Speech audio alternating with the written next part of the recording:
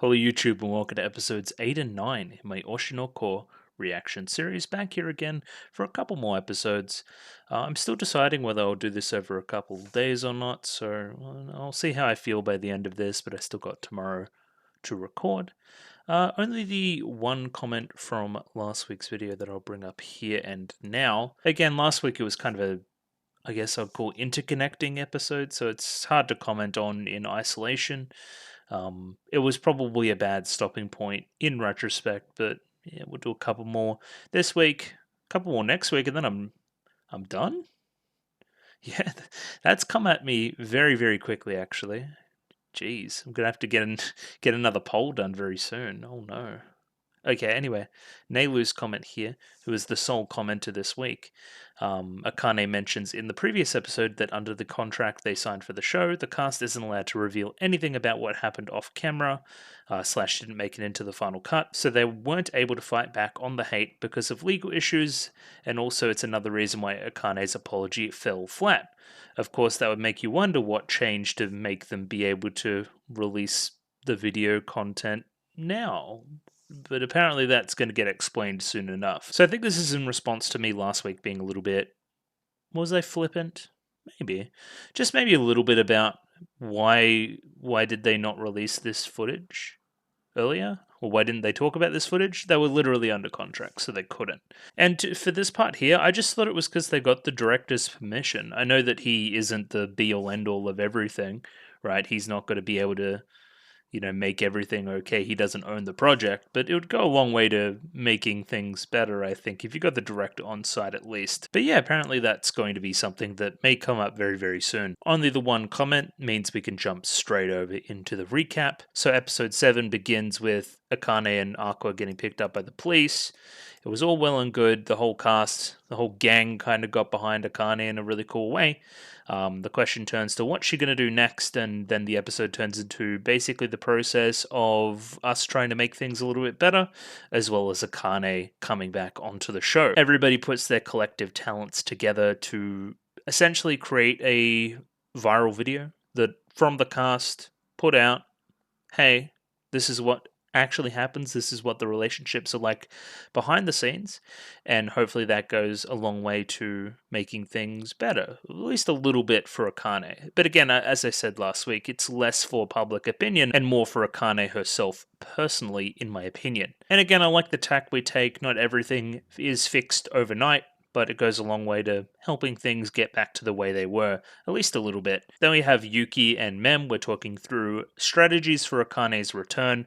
We have Aqua just kind of sitting nearby. We ask Aqua, "Hey, Aqua, what's like a pretty lady like? What do you like in a woman?" And then he goes on to describe many different things about I, and they pick up that he's talking about I, which is weird. But either way, like that makes Akane, the very earnest, forthright, diligent Akane, study very hard to be like I, leading to the last scene of the episode where she's done a very, very, very, very good job, and we're bringing in a lot of the themes of the show in fake, real acting. What is love? Can all these admirable traits just be replicated by anybody that's good enough? How special is that? How should we treat that going forward? Lots of different questions.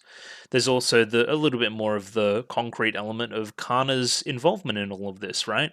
I think they're implying some kind of romantic thing potentially brewing between Akane and Aqua. So what does Kana think about this, considering her feelings that got revealed during the last Aqua mini arc thing, I guess? Also, Kana has some history with Akane, and her acting skills may have felt even a little bit happy about her downfall, even if that's a little bit of a dark way to say it. Either way, I'm pretty sure we're just set up for more Akane reality show Aqua stuff. I wonder if we'll get any Ruby at all.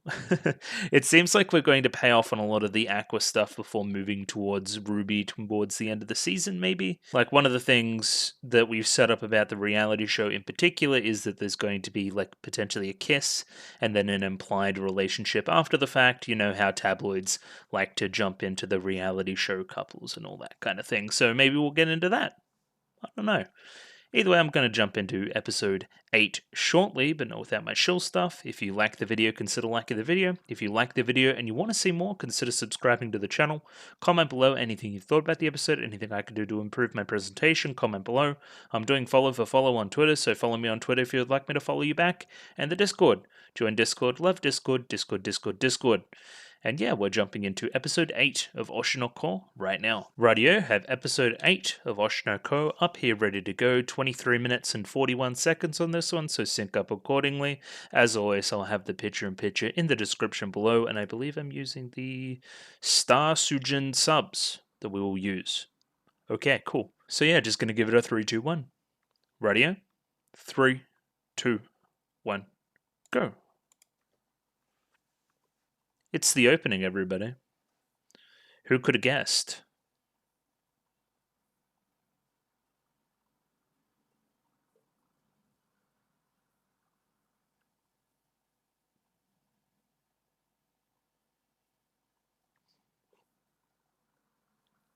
So yeah, I wonder how much more of the final scene we saw last week is going to play out here.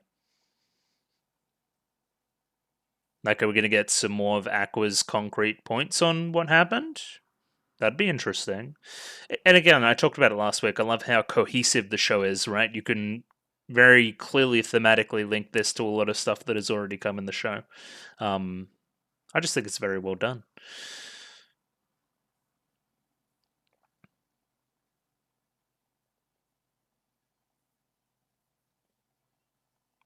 And I talk about it every week, but they do really animate the shit out of everything.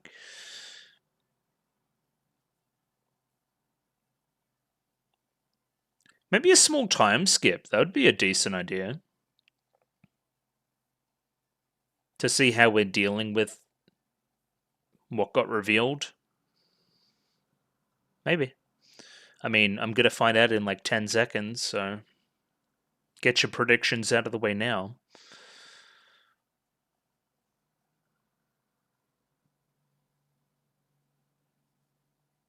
Yeah, I remember. We specifically didn't look at the eyes, because the eyes get revealed later and they're starry. Mm-hmm. Scarily deep. Like she's got a whole like corkboard situation. Oh, that was cute. Okay. Like the hair. Fantastic. Tensai. Aqua.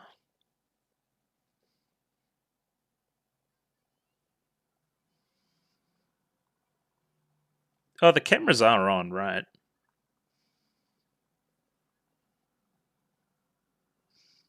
I guess the eyes are going to stick around.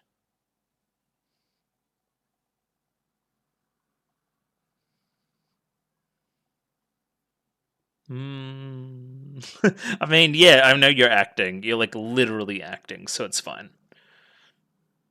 I'm literally playing a character.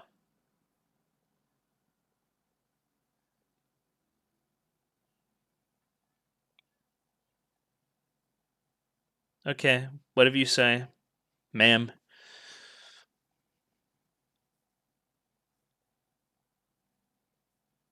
Okay. She draw you in?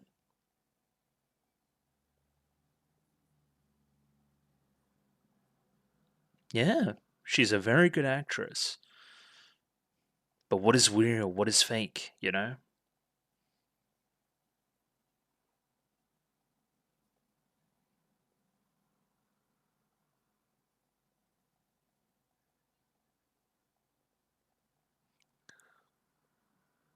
Didn't you guys literally tell her to do this?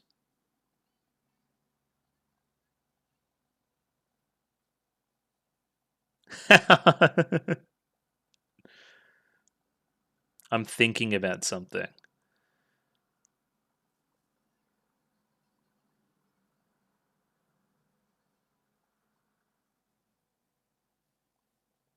Yeah, okay, so we do realize that we literally talked about this.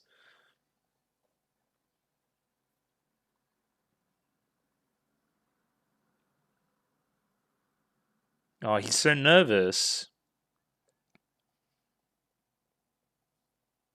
You remind me of my idol mum.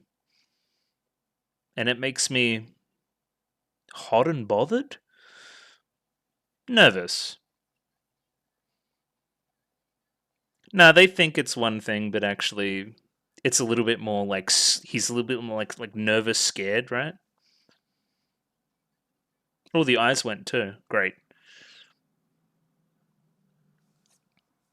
Hmm.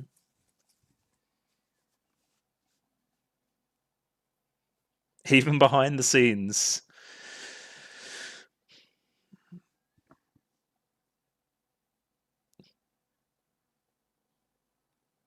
Hmm.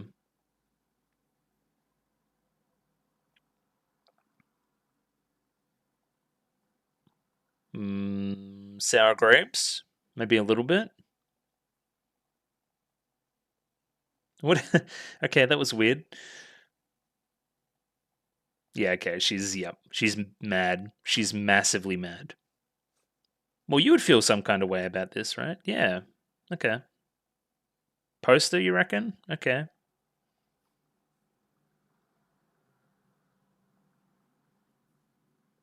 Well, you were kind of like 4. I don't know. It's hard when you're a toddler, even an adult toddler. Yeah, that's the question we're asking, right? Yeah, this is what I've been talking about. Somebody romantically interesting. I don't know. What is love? Baby, don't hurt me. But lately, not the ship name. No way.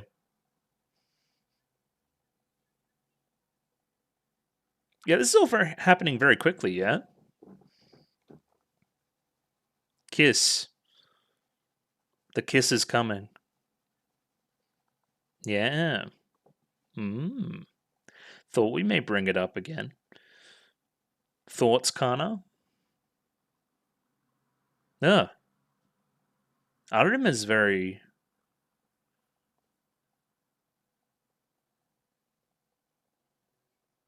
Okay, sure. Dream come true, huh?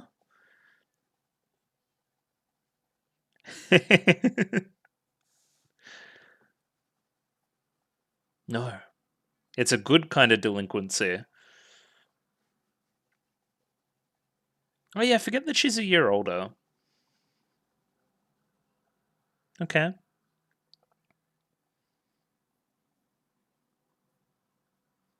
We're just kind of hanging out.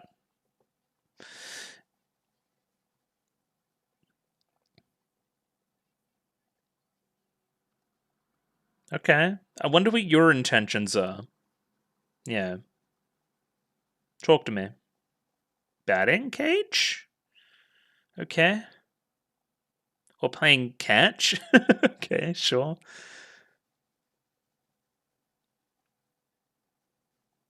Oh, no, there's been plenty of good baseball episodes. You don't need to tell me.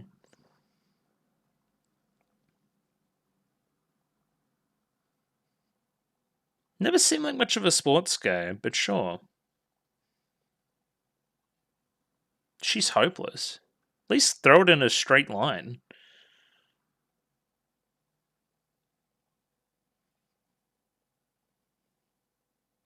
Ruby got an arm on her, does she?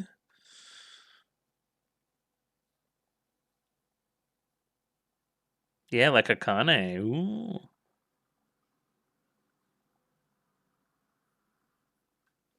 Okay. Whatever you say.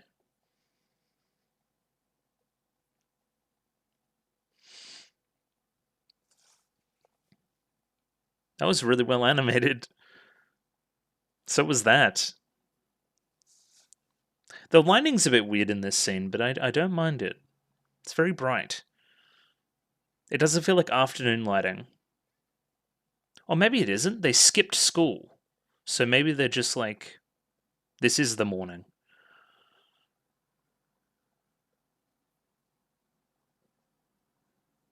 Yeah, it's the stars in her eyes.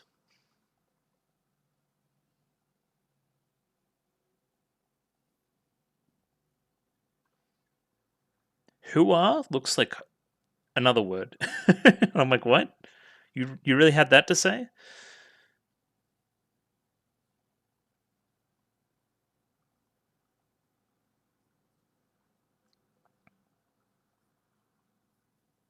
Yes.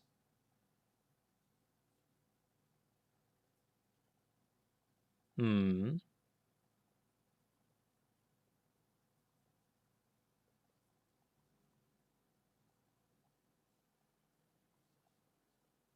Yeah. Okay, so even though you've done it a couple of times, like these feelings of certain ages still catch up with you?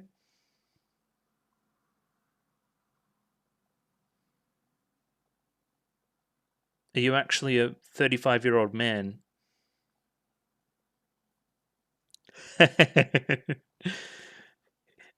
Are you a tuner?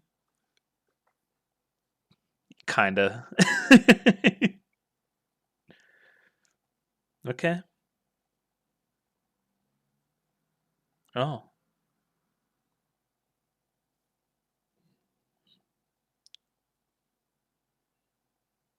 I mean, isn't Akane also a yeah, thought so.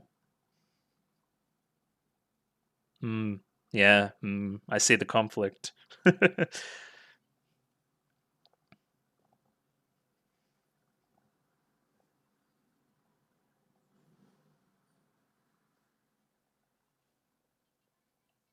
Phrasing?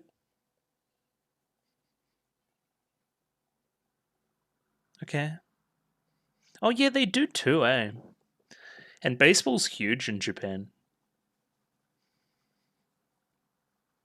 Okay, that was an interesting scene.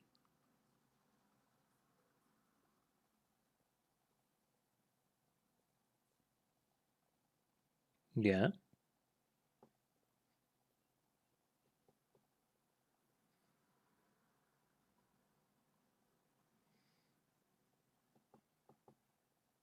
It most certainly did. Was that all it was for?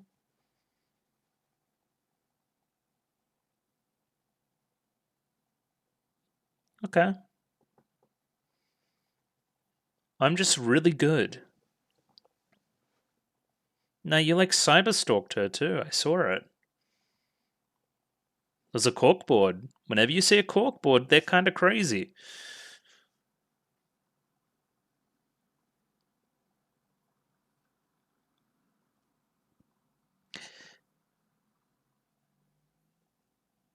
How do you know that?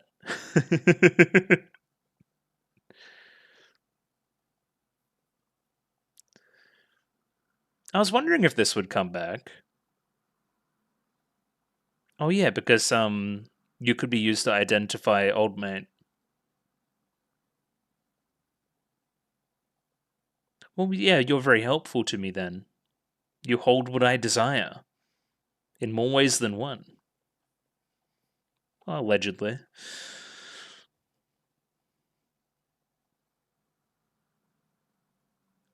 Oh, it's New York.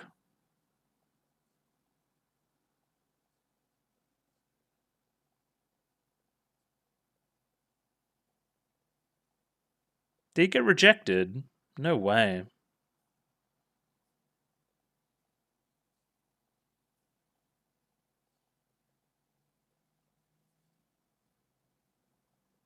Okay. But,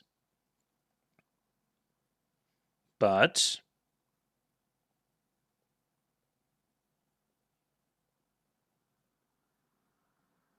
so it's time to kiss. Wow. Yeah, okay, gotcha. But Kana doesn't know. Oh, he loves it. That's old mate from before, the producer guy. Okay, but how do you feel about this? Because you wouldn't know. Nobody knows. Oh shit, the drama. Yeah. But yeah, I understand why everybody's doing what they're doing, which is interesting. You could argue that there was potentially a better way to get, like, to stay attached to Akane. without the kiss. But again, you don't know about Kana.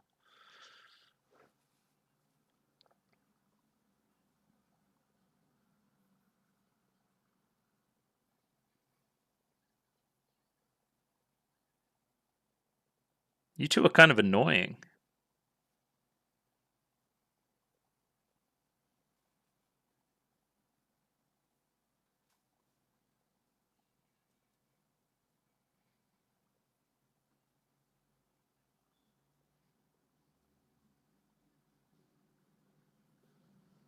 Not really. I think you said that earlier, didn't you? I have no experience or something. Oh.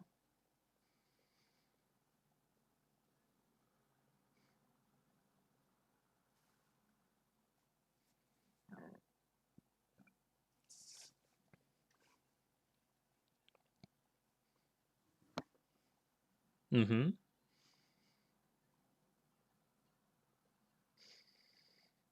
Well, you have to worry about if there's like a continued fan base or something.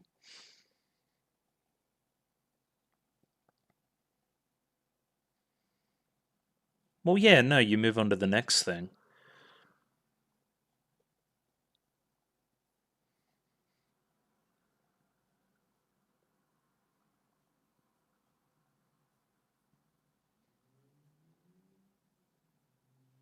Why do they have to be so official about everything? Is that a Japan thing, maybe?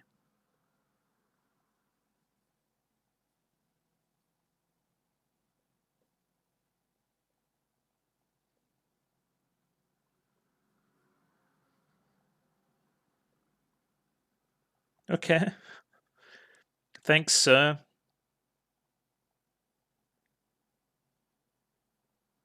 Well, you are pretty rotten. Also, no one asked. Oh no, he's probably trying to track some people down. Oh, he's getting his reward. Gotcha.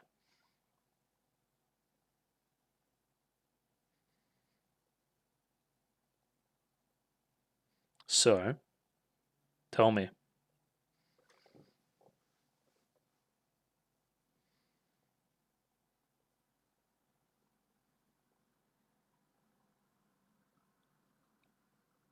So is that going to get in your way now?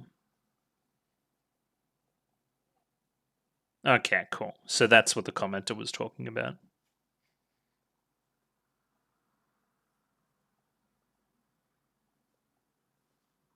Hmm. Basically, build a bridge and get over it.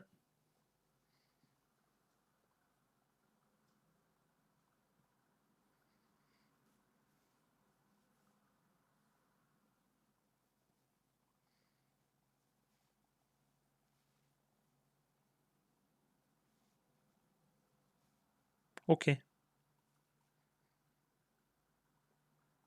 I don't think it was a compliment.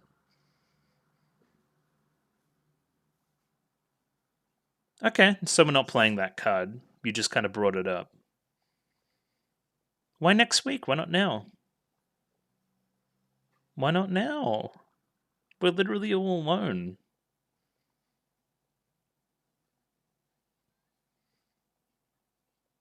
Akua.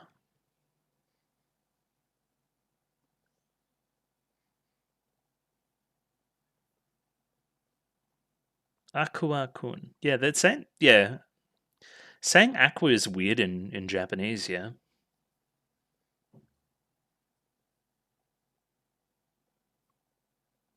but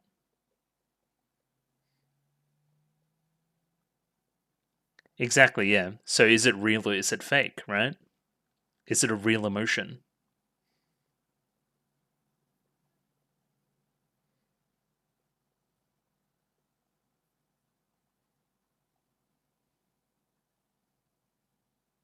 Well, you are a good people person, right?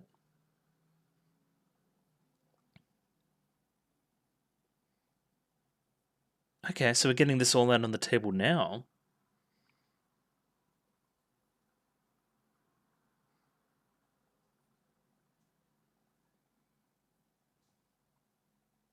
Okay.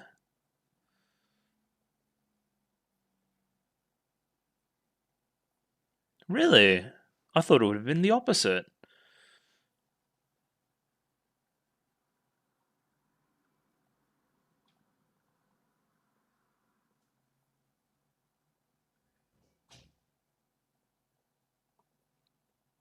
Okay, sure.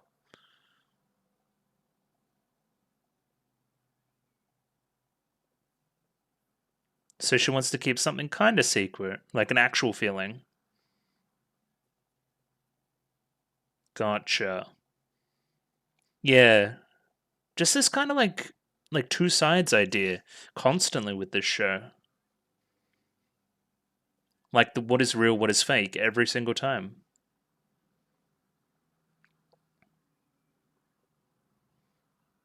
Okay. I wonder what our like link into the next episode will be though. Okay. Do you want to be an idol in my sister's idol group? Hmm. What about being an idol?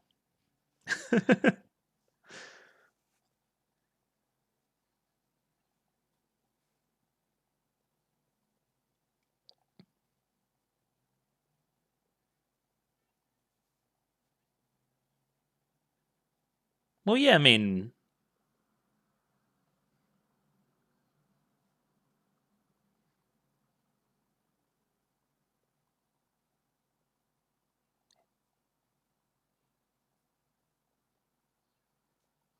everyone?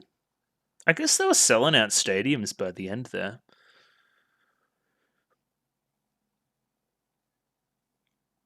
What? Okay, well, I mean, I've got the perfect opportunity for you.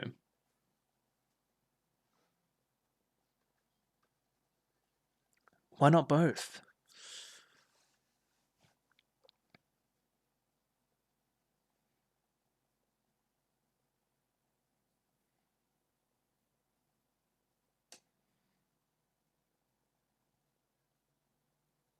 Yeah, why not? Why not? Literally, why not? This seems perfect. Plus, I already know what's going to happen, so, you know. Okay. First time. Yeah, I guess. Like, first time relationships.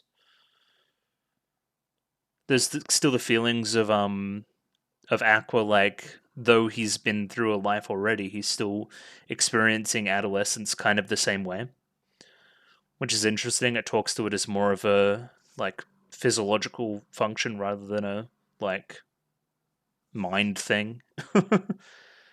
It's not your brain, it's more your body.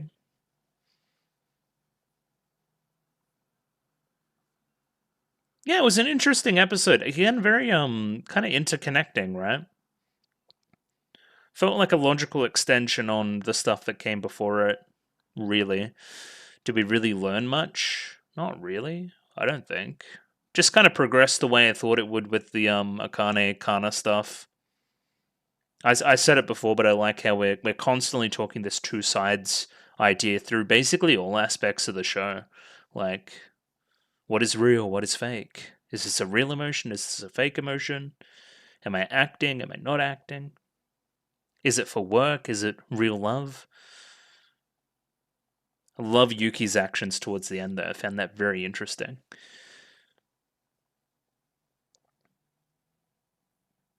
Now, one of these episodes ended with a bunch of darkness, but I don't think it'll do it again. It most certainly didn't. Time for some analysis on episode 8 of Oshinoko. And we're back. I've written a little bit of analysis about episode 8, which again, upon writing this, not a lot really happened. There's one specific spot I want to talk about later where we're bringing something up for potentially no reason, unless it just comes back later. But again, I'll talk about it.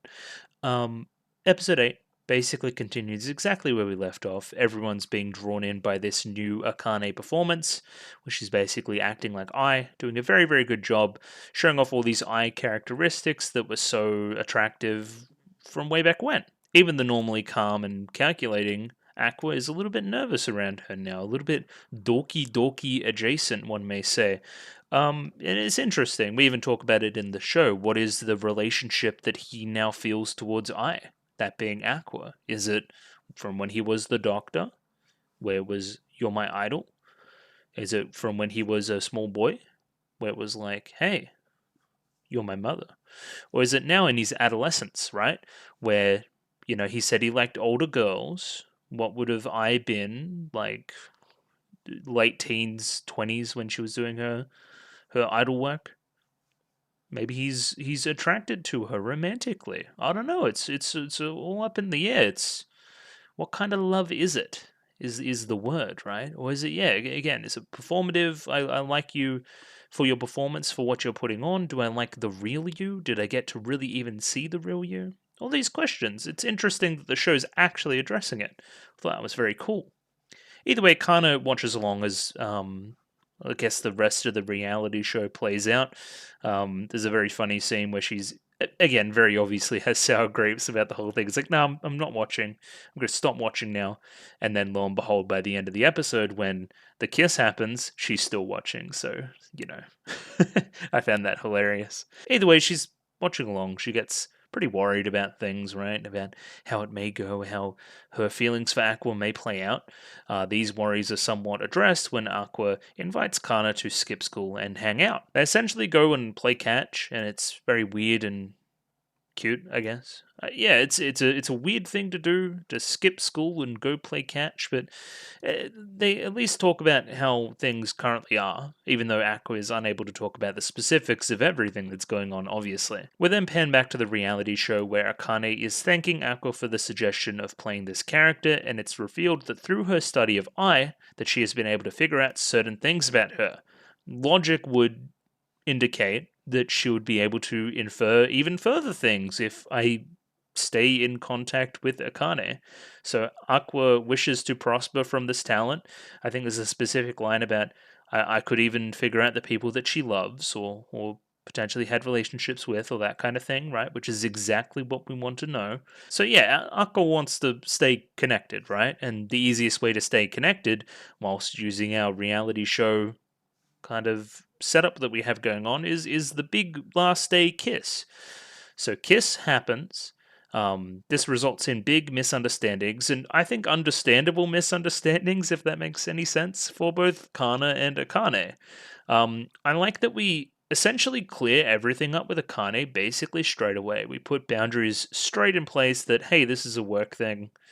Sorry. But again, we keep bringing up that doesn't mean that this couldn't move into something even later on. We directly compare this to the relationship between, oh my god, Nobu? Yeah, it's Nobu and Yuki, who, yes, on stage said, no, we're not going to become a couple, but behind the scenes, potentially privately, potentially their real emotions came through. At least a little bit, I think.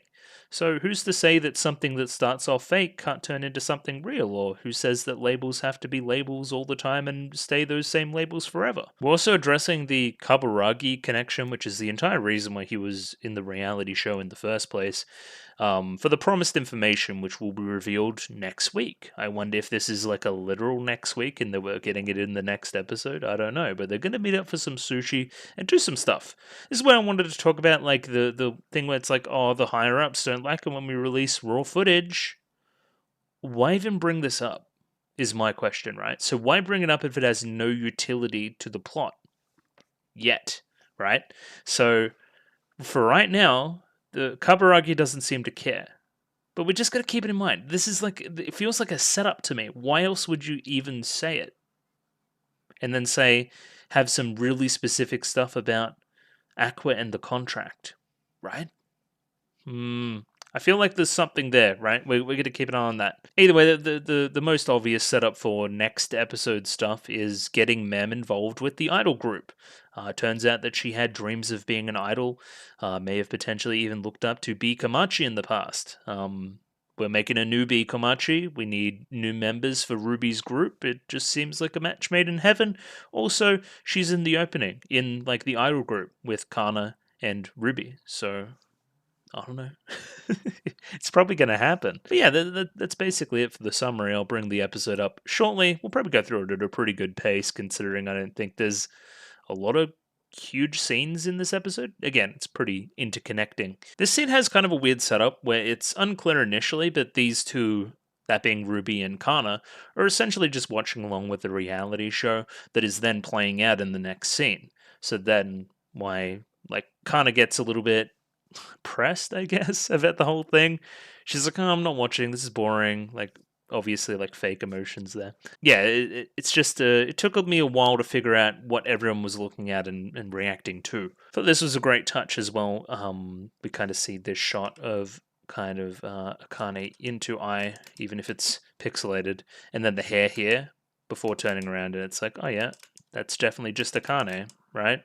Even though it's taken on a lot of eye qualities, especially with all the rainbows and stuff. But it's definitely Akane. It's Akane with the star eyes and the rainbows, and that look on her face, right? She's a genius actress. And yeah, this is the first time we see it, but we see it a little bit later on. He blushes up a little bit. It's the normally stoic Aqua that is a little bit shook by this whole realization. We kind of talk about this a little bit later as well through like, hey, I've still got kind of like teenage emotions here. I still get nervous at this kind of thing. I'm, still clearly attracted to people of this age. So yeah, this kind of justifies some stuff a little bit more for me as well, where I was a little bit sketchy on the whole like, hey, isn't he like 35 and he's dating like high schoolers? It's less that. It's more, hey, I've got my, adult mind, but I'm still obviously influenced by my body in a lot of different ways, right? To the point where I experience similar feelings, similar universal feelings for different times in my life. Again, I have less control over that. Yeah, no, the very on the nose line by Akane, you look like you've just seen a ghost. Yeah, because I have. My mom ghost. My mom idol ghost. I love how clearly performative everything becomes for a couple of the characters when everything's on screen. I could definitely tell when they were filming, let's say. Yeah, I mean, she's a really good actress. She acts the shit out of it. It's very uncanny considering this isn't the girl that we've gotten to know so far, but she's very good at it. Yeah, so like again, these questions are being asked like if somebody is not easily, but able to replicate Ai's magnetism and her charisma and everything else, exude that out, was it even really that special to begin with? Was it fraudulent? Did I just get tricked? What if she was acting the whole time too? All these questions and more that continue to be brought up in various aspects of the show repeatedly that I think are really neat. Very, very cohesive show, I think. Because these are genuine feelings by Akane, right? But are they getting through in the right way? Aqua feels nervous, but why does he feel nervous? All these questions and more. We do the trademark, like I ask him to do something, then get Akane to ask him to do the same thing, and he does it. So like that's proof that he likes her or something. When in reality, you're probably just annoying, and he just like zones out whatever you say. This kind of relationship between the three girls here is quite cute. I like the friendship. Like obviously, like they know that something's brewing here. They're not stupid, and they're trying to push it in the right direction. It's very high school. I like it a lot. And here he is. He's all blushy. Oh no. Oh wait, you're serious. Oh, and the slam of the door too. Great. And yeah, as soon as like, as soon as Aqua becomes serious about it, like you loses her cool and is able to drop the act a little bit, which is very funny. And then as soon as she drops the act, she's like way back to the Akane we know. Yeah, cute. I like it. Will you two start dating if it's real feelings? I don't know. Maybe we'll find out by the end of the episode. You guys should keep watching. And then, yeah, Kana. Obviously, sour grapes about the whole thing, right? Oh, this whole show, it sucks. I hate reality TV. Oh, this is boring. Oh, I can't watch this. Yuck. When in reality, she just doesn't like Aqua liking other girls. Yeah, poor Ruby here, getting caught in the crossfire a little bit. But obviously has some kind of feelings as well around the performance that is so very similar to Ai. Maybe this will be explored a little bit further later on as well, the Ruby connection to all of this. So I was talking about this in the reaction, and then I was very surprised when we actually addressed it. What is Ai to me? Is Ai my mother? An idol that I used to like when I was like a doctor man? or potentially something else, potentially like a romantic interest. Because again, for anybody like normal, or again, isn't there a whole like complex about this? But like, listen, if some random person or some random girl came up to me and it's like, "Oh, I'm acting like your mother," somebody acted like my mum, that wouldn't be particularly attractive to me. But yeah, again, the waters are the waters are murky with Aqua. I find it fascinating. And then again, linking into the love conversation from that first episode. This is a scene where we get Kana kind of reacting to various people chattering about the show and then getting more and more nervous about the Akane Aqua situation. They even have a stupid couple ship name from memory. Potentially bring up a kiss scene that may happen in the final episode. Definitely not foreshadowing. Before Aqua calls out to Arimakana and asks her to skip school with him. I just love how simple to read Kana is. It's endearing, right? Like her feelings before about like her fake boredom about the show because she didn't like the result, and her immediate like happiness upon being asked out for a day skipping school with Aqua. Like she's an open book, and it's endearing, I think, where somebody like you is a little bit more mysterious. It's a nice little contrast they have going on here. Apparently, there's something glamorous about being in uniforms while cutting class, potentially needing to be in school uniforms at those places to blend in with other people with school uniforms, potentially being recognized otherwise. Sure. Instead, what we had in mind was playing catch. I don't really get the catch thing, but sure. I think the joke is that it's so very not romantic. It's so very we're just friends. And also not something that either party is particularly good or experienced at, right? Like why play catch? Is Aqua into baseball? Kana's most certainly not into baseball. Kana tries to dig a little bit deeper into the actual feelings behind what's going on the reality show. Like why didn't you invite her out on our baseball little rendezvous? Because we're not close like that. It's more of a work thing. Like everybody on the show is so calculating, right? So like how can I trust that they would be like, I don't know, that they wouldn't see some ulterior motive to this or some strategic opportunity. One thing I wanted to highlight as well is the insanely good animation this scene. Like on that throw, like looked really good. And then on that like turn to run as well from Kana. Like right there. Excellent. I guess this scene serves to make the betrayal of Aqua for Kana like hit a little bit harder, right? Because hey, if you're here saying all these things like, you know, I don't have a thing for anybody on the show, I'm not romantically interested, it's just a work thing, blah blah blah blah. Seeing that broken by the end, I don't know, may make that sting a little bit more. And of course, we can't tell Kana why it's a work thing, only a work thing, because then that raises more and more questions about I. Yeah, this is the thing I was talking about before with people's thinking greatly influenced by their physical development, which yeah, it kind of justifies a lot of things. Like he can't remember much about his childhood because there's infantile amnesia, right? I can't remember everything from when I'm a baby either. And through puberty, he probably got similar puberty type feelings. I mean, early puberty, you know what I mean. Um, and now he's feeling similar high school boy feelings. That's why he likes high school girls, I guess. And this is interesting as he's like having all of these thoughts. Kana's still like kind of watching along, like doing all this shit. It leads to a good joke because we set up like, oh, Kana's like, oh, there's something I've always wanted to ask about you, and it could be related to what he was just talking about then. That's like, no, you just are you a toonie? Because you're always like looking off into space and you're very mysterious and stuff. You got like your hair over one eye. All you need is like a bandage on one arm and you'd be right there. Yeah, I thought that was an excellent joke, and then paired with like you being mad and throwing the baseball really hard. Good. Maybe that's why we chose baseball to set up for that joke. Interesting. I guess there's actually like some kind of preference around it, but we call like this like an absolute thing. Of course, a high school boy would want a girl a little older than themselves, which is not always true. I don't know. I thought that was a little bit more of a like you choose kind of thing. I didn't think it was a universal thing that you like older women. Either way, I guess it just again serves to set up another joke where you're a year older, but also Akane's a year older. So again, it could be good or it could be a bad thing. Yeah, like the immediate contrast between like being like kind of happy about it. here to thinking about Akane, and then, yeah, pretty good. And after putting a little bit more of that emotion, thinking about like him romantically interested in Akane, putting that into the throw. I'm playing baseball with you my very first time. Like her first actual good throw is through channeling a little bit of angst around the situation. Cute. I like it. Also building into that first time kind of theme of the episode, along with the Yuki stuff and many other things. He even says to himself there that his feelings towards Akane aren't of that nature. They aren't romantic at this point in time. I owe Kana a lot. So potentially Kana has her way at the moment. She's winning, chat.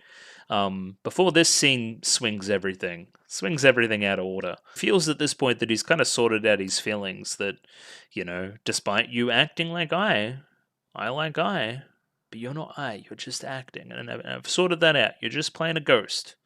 And ghosts aren't real. So we kind of pick Akane's brain about how she actually did it. I read books and stuff on her. Did a bunch of research, fleshed out her background with my own assumptions. Like one of the major assumptions being that I actually had a child in secret. How'd you figure that out? It was a very weird thing that you figured out in the previous episode as well. I thought that was a little bit strange. Of course, Aqua feels some kind of way about it as well, as denoted by the kind of star in the eye changing color there, right? This is where he becomes interested in Akane for different reasons, for her talent as an actor, rather than a romantic relationship. What is real, what is fake? How good a grasp do you have of Ai's thought patterns? From the way she lived her life to what kind of guys she was into, I think I have it all pretty much figured out. Oh. So yeah, again, this is why he is now interested. So as Aqua kind of exposits a bunch of stuff, we have scenes playing out of like the kind of payoff to the reality show. We see Yuki and Nobu here. Nobu tries to give her some flowers, but Yuki denies said flowers, unfortunately. We have, I'm gonna say Kengo. Kengo and Mem. Kind of a song being played here, which is strange. But yeah, in the dialogue itself, Aqua's saying like, hey, it's really weird that despite you like kind of studying her for only a little bit, you know her way more than even I do. I don't feel like I even know that much about I. Your talent will be helpful in the future. Therefore, the relationship being purely professional, I'm still going to pursue it. And again, I thought that this would go in a really rote, kind of trite direction, right? Where to be like, okay, I'm merely like playing with your emotions, that being Akane, to get your talent out of you to further my cause. Is that a good thing to do? How much longer is that going to play out? Is it going to be a weird kind of faux love triangle thing with Kana? It seems like we're going in a little bit more of a smarter, opener direction with this than the one that I thought we would do from here. Yeah, she'll be useful and then kiss implies bad things happening. But again, by the end of the episode, we just kind of clear it up. I don't know, I found it refreshing, but also at the same time, like, why? Why even set it up like this? Is it more for Kana? Maybe. So either way, there's a big kiss. Everyone's reacting like crazy. Kaburagi loves it. He loves watching kids kiss. And yeah, of course, Akane has real feelings for Aqua, so she's happy. And there's one person that's very, very sad about it. That being Kana, despite saying she's not watching the show anymore, is still watching it. In like her like Victorian era pajamas, which I don't really understand, but sure. This is kind of the final scene of the episode that plays out kind of an after party for the entire show. Kind of similar to the after party that happened after the stupid manga adaptation that we did earlier, where we got some more Kaburagi information out of that. Just serves to wrap up this little mini acting arc, I guess. And of course, everyone is interested to figure out if the Aqua Akane thing is real or fake. Yeah, Yuki's such an interesting character. So we're talking about Akane and like, oh, it's natural to have a couple of boyfriends. Mem goes, you seem like you've had a ton of boyfriends, Yuki. So no, honestly, never had one even in my entire life. So despite even me being fooled by her acting earlier in the show, right? Like she gives off this air that she's done it all before, right? That she's so damn confident and she knows everything and is the perfect person doing the perfect role at the perfect time. But in reality, that again, it's just all an act. I'm actually fairly innocent and don't really have much real experience with any of this kind of stuff, and wants to have this real experience a little bit more behind closed doors. I don't know. I found it really interesting. Yeah, I still kind of can't read her, and that's very strange to me. I normally can with most fiction. So yeah, I think she's a cool character because she's being fairly earnest here and now, like, and the stuff with Nobu that plays out later, and honestly, probably letting Mem in on a few more personal details about herself and that kind of thing, right?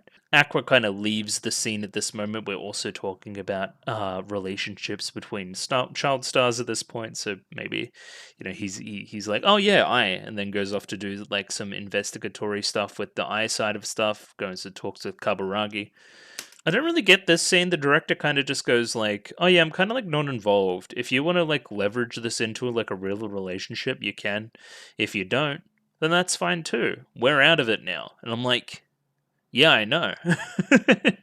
You don't have any say over that."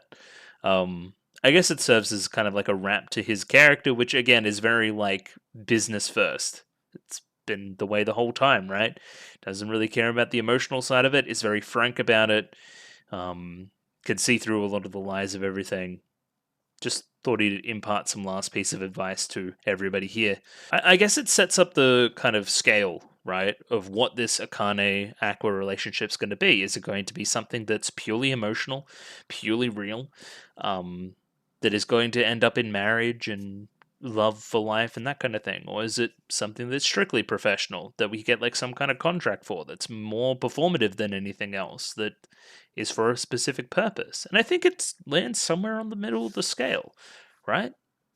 I don't know, because it's like, yeah, it's not strictly like just a job, because they still respect her acting ability, but at the same time, I don't think the feelings are romantic. Yeah, I guess that's more the point as well. Then we pan over to Kaburagi and Aqua. Kaburagi's broadly pretty impressed with everything. I mean, Aqua was on the show. It was a success. It was a runaway success, actually, and made a ton of money, and he was a prime part of that. So, again, he's fulfilled his side of the bargain. However, that video that he made caused a bit of trouble for the higher ups. They don't want any raw footage out of the show ever.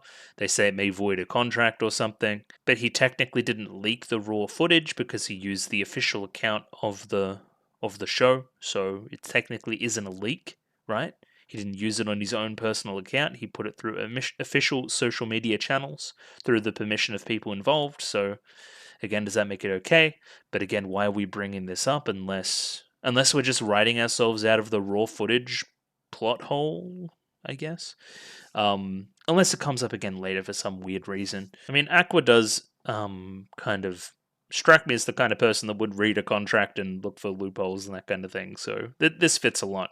Either way, Kaburagi agrees to properly reward Aqua's efforts with some sushi next week. Again, I'm thinking that this is next episode. I wonder what you will know versus what Akane will know based on intuition. Weird. I wonder if we're going to combine the two information sources to get something a little bit more concrete. Yeah, I guess this all comes from Akane being very forward about it, right? Is the relationship a professional one? Is it professional? Is it like real emotional, dorky high school love? I like that she gets in the front foot. I like that she isn't merely just deceived into something good happening. She wants to know the actual logistics first. So yeah, again, we're somewhere on the scale. It's not exactly a work thing. It's not exactly a love thing. It's somewhere in between. And again, Akane is a pretty good people person. She can look at Aqua and say, hey, you don't find me attractive. You don't, you know, want a romantic relationship here, right? However, he is interested in the acting, and for some reason, Akane thinks that's maybe even better. So you're into me for my ability to be somebody else rather than myself. I guess it's more like, hey, I want to be an actor, and your talent is really good as an actor, so I don't know. But also, like, it's also saying, like, I'm interested in your acting ability, in that I'm interested in how you figure that out about I, and can you apply that again and find more information out. So yeah, they're going to play boyfriend and girlfriend for a bit, and then we talk about the Yuki thing that I've already kind of talked about, right? The Nobu Yuki kind of split, where, hey, according to everybody else in the wide world, we're not a couple, but we secretly are a couple because I wanted to do it without the glitz and glamour. I wanted to do it for real. I wanted to do it outside of the camera, right? Yeah, I find this very, very good story direction for Yuki. Found it, yeah. She's a good character now. Not that she wasn't before, but you know what I mean. Yeah, it's her first boyfriend. She wants to keep it kind of precious. Nice. Kind of an end on a scene between Mem and Aqua, where we're kind of walking home after the after party. There's some kind of melancholy from Mem about needing to leave the show now and not being on set with everybody every day anymore. And Mem brings up that, hey, it's not a bad way to kick things off. Kick a relationship off, like with a work thing, with a pretense, before moving into some kind of real feeling. Which again, maybe foreshadowing. I don't know. And then we bring up I through the Akane stuff. When she was channeling I, you were blushing. Oh my god, how scandalous. Bringing up B Komachi. Bringing up a secret dream by Mem to perhaps one day be an idol. But apparently she suffered some setbacks and kind of went off that dream and became a YouTuber instead. Which, I don't know, that's a pretty good, like, backup. I wonder if we'll dive into these setbacks and get a little bit more POV Mem stuff, who to this point hasn't had a lot of character. Well, she's had a lot of characters, she hasn't had a lot of depth, I guess. So then we do the most obvious thing possible, like you want to be idol, you idolize B Komachi. We're making a new B Komachi with Ruby and Co. Why not join? You are in the opening in Idol Group. You will join Idol Group, I believe. Kind of ending the episode on this face. I guess you could see this is the first time that Mem's kind of dropped the guys a little bit. This is like a real look at her. I like the eyes a lot here, which has been a constant in the show from step one. I guess that the shot seems less performative, right? Potentially the first time that you've been asked to be part of an idol group as well. I don't know. Lots of stuff there. But this shot, it's definitely like a dropping of a perception into something a little bit more real rather than something fake. There it is even again. Yeah, I find this last shot evocative. I like it. Before leading into that ED and going into the next episode fairly shortly. But yeah, this one was really good. So I see no reason not to watch another one right now, other than me being kind of tired. I don't know. I'll reassess. Maybe I'll watch the episode and then do a little bit more recording tomorrow morning about it. Maybe that fits right. Just because it's getting kind of late. Worked a long shift today, that kind of thing. But yeah, I'll see you for episode 9 very, very shortly. Rightio, got episode 9 up here ready to go. Let me pop that up there with a 25-minute and 11-second counter on that video, I guess you would call it. Either way, Starsogen subs, picture-in-picture in the same link as below, and gonna give it a 3, 2, 1. Rightio? 3, 2, 1, go.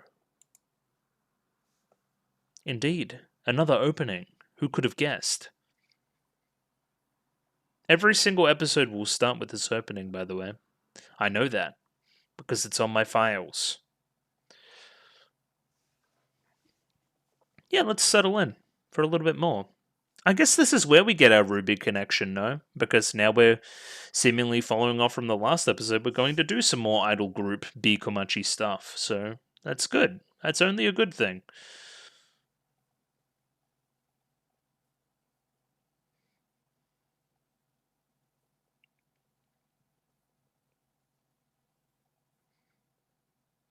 You know what's kind of fucking me up? And again, it was early in the video, that the last video's next week. That's crazy. Provided I can record 2, which obviously I'll be within like one episode of the end, so I'll try to. Like that's just in my best interest as well. But yeah, it means it'll be poll time again very soon. Kind of snuck up on me. It was a very, very short show. I guess I'd watched the first episode already, and it was only 11 episodes, so you know. Yeah, just it snuck up on me quite a bit. It's an interesting one. All right. Show me a mem.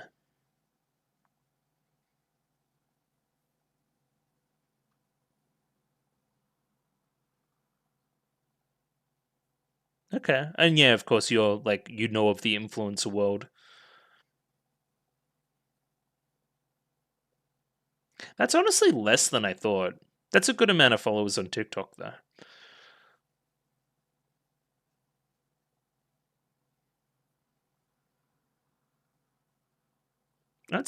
You've done very well. You've done very, very well. Farm. Okay, so you didn't sign a contract? Then it's sweet. Yeah.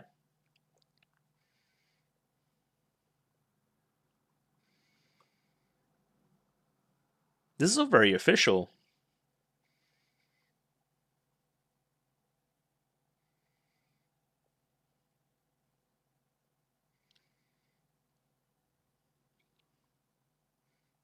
Yeah, you look very nervous.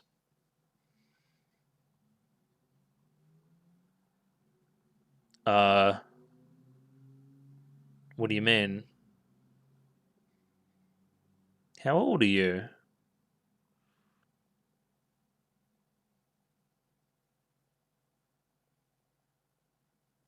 Yeah, it is. But also, how old are you? You had me fooled.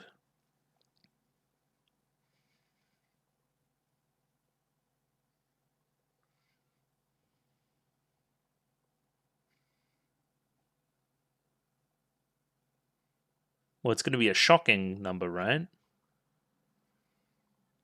Yeah. Interesting. It's at least 5.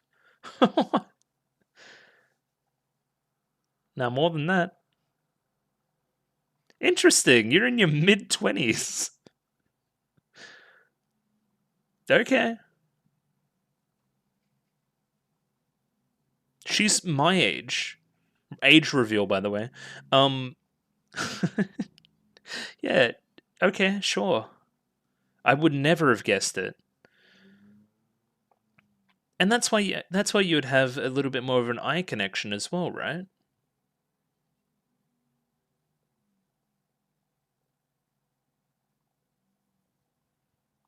Thank you, mum. Yeah, her without like the hair and stuff is very interesting. That's very similar to how Ruby was in like episode 2. Okay. Dead mum?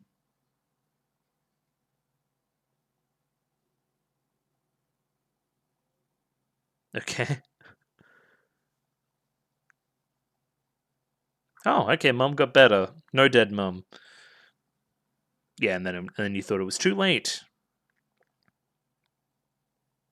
Well, yeah, especially in the idol world, for sure. I think you could pull it off though. You pulled it off for me. I don't know.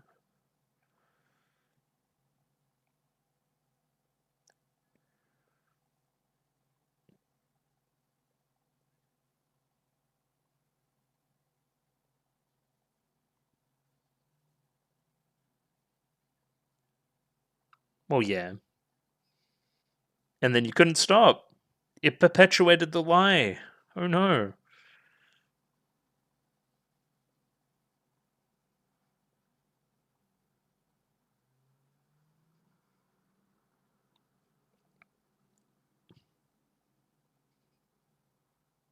That's why we're subverting these kind of things. Since when were you here? We were hiding.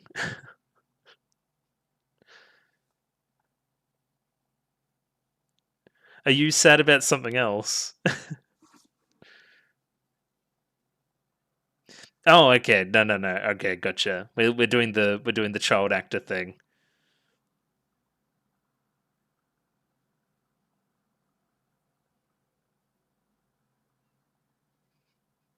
I mean, it kind of does, but like 25 is still within good boundaries. I think. I was gonna say she's also lucky that she isn't like white, because age shows a lot more. Let's say, even a little bit, right? Yeah. Okay. No, no. You're still mad. Gotcha. I love how open this show is. Right? Nobody's like behind each other's backs.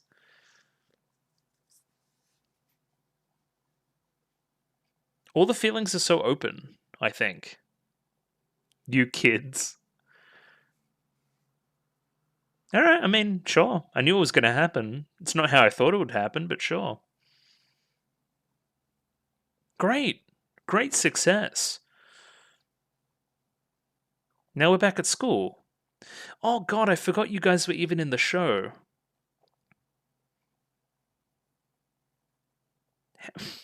How do you think I felt about it?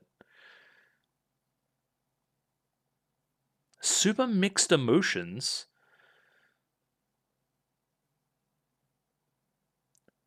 What?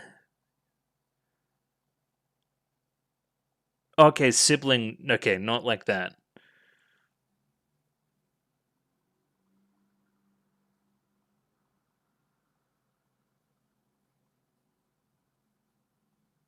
Yeah, you know.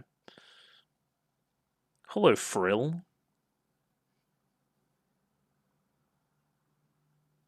Uh, you know someone in the cast? Do you know Akane?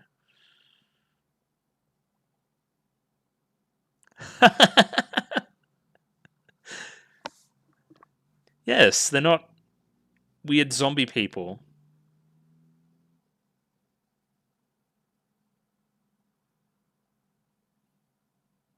Yeah, she's very deadpan. It's endearing. Okay, I like her.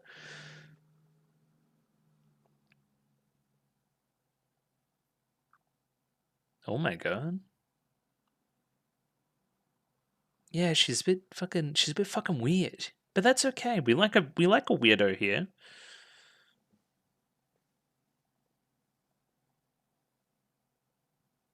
Yeah, I've heard that one before.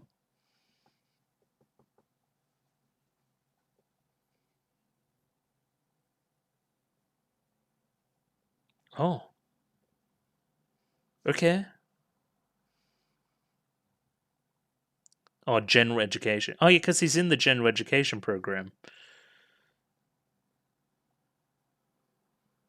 Oh, they're in their like summer uniforms now. Okay, sure.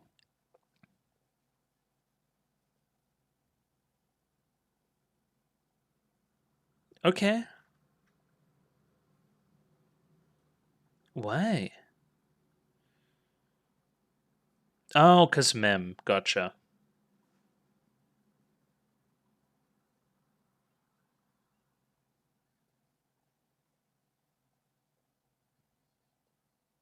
Well, yeah, it's actually surprising that it doesn't have like instantly 100. If you had like 370 or whatever.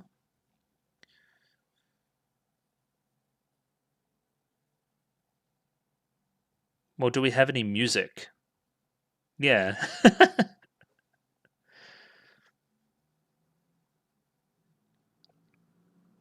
Yeah, do any of you guys have any musical talent?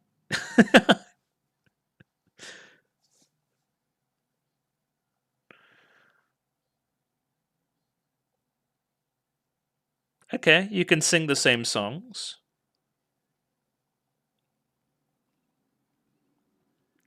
I like that piece of animation.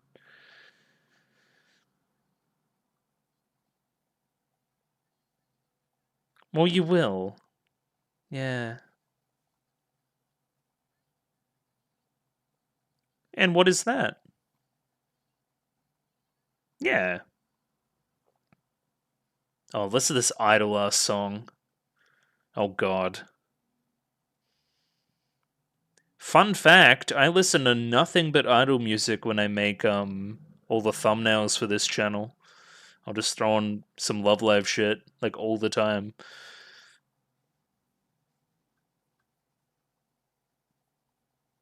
Yeah, you do. That's how this works. Oh yeah, because they're both like in it for the aqua side, but now the aqua side's a little bit murky. Yeah, okay, gotcha. Yeah, for him. There you go. That's why I did it.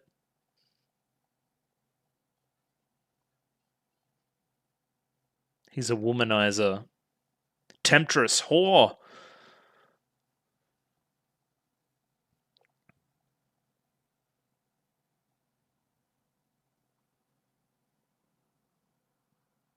Okay, what? This guy's a fuckboy. Yeah, punch him in the back of the head. Peg the bottle at his head. That's what I would have done. What a silly line. I don't know about all that. Okay. Sushi. Okay, we're doing the kaburagi thing.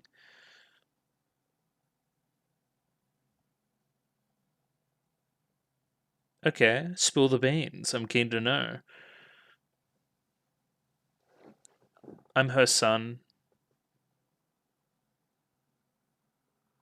Mm,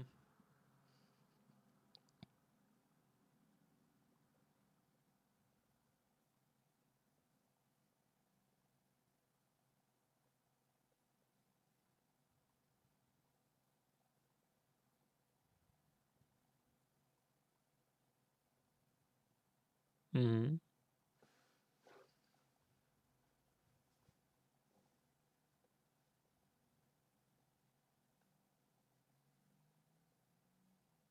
okay.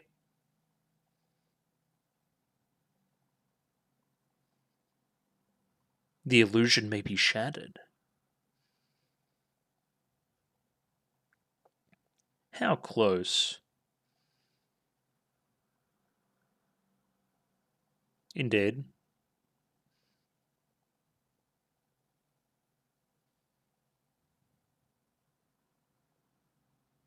Okay.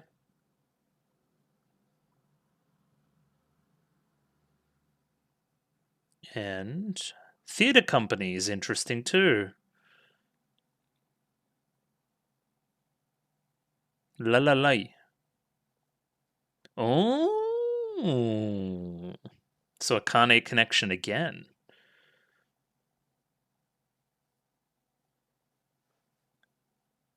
Yeah. Okay. Interesting. That's actually that's a really good plot development because it keeps other characters engaged.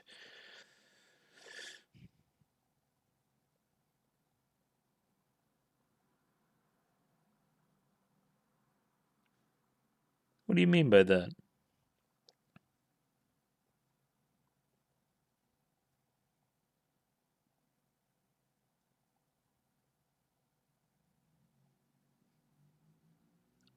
You did him a favor.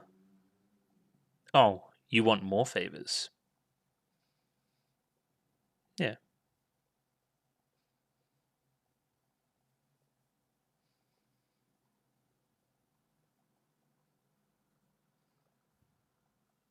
it's true.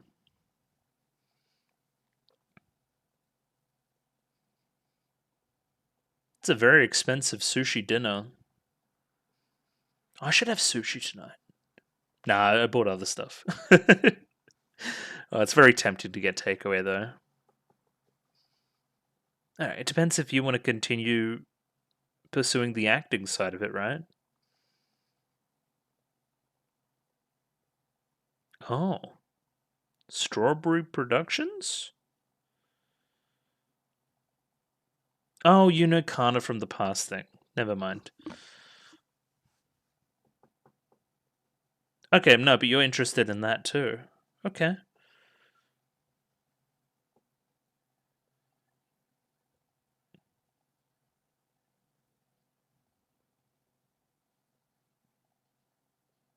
Interesting. This has been an interesting thing to build up to for a climax.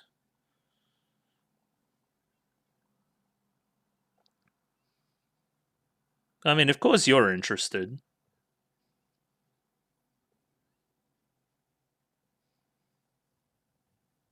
You reckon? Well, you do. You are nepo babies. It's fine. You didn't get there on, raw talent and charisma. You had connections. It's fine. Just own it. Oh,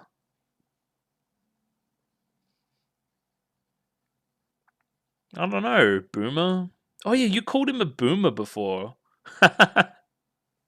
That's interesting. You're the boomer.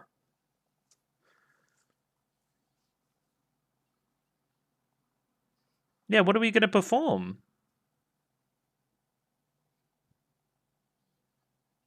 Oh, that too. That's an interesting conversation. The opening implies that it's Ruby. Yeah, if you're an Idol fan, you care about who the center is. The center was also I, which means that you would be interested, being Ruby. Yeah, because they're both Idol fans. Even I understand why the center's important.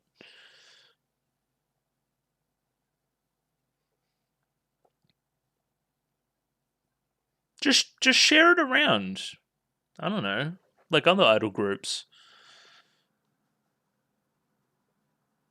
Yeah, they are.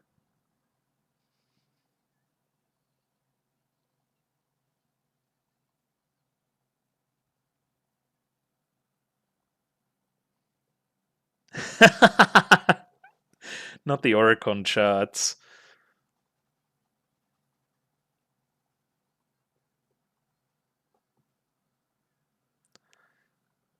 Is this referential? I feel like I've seen something like this before. She was 5. She's allowed to be off key, it's fine. Nobody's talking about like the Baby Shark kid saying like you're off key.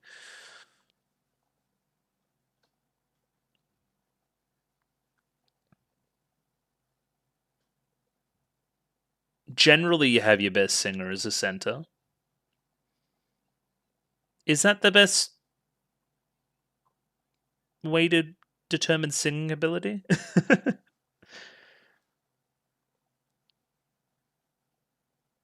Oh, oh, you.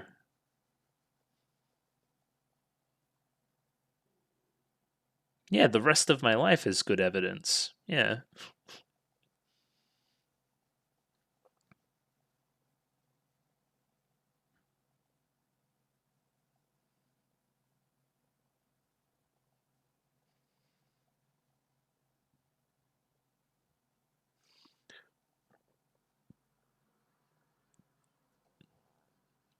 Well, that's not good.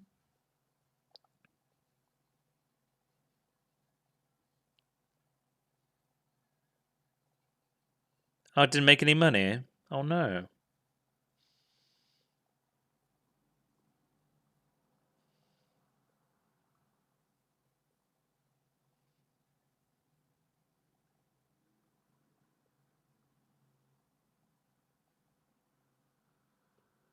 Oh, you got your cute side. Interestingly enough, I did kind of consider her stage filler. Like a little bit. Well, the whole Aqua thing. Yeah. No, something did happen, and then I was going to throw a bottle at his head.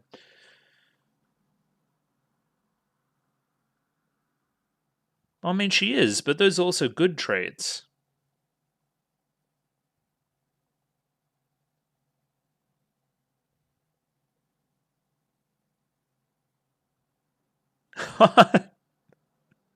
Jeez.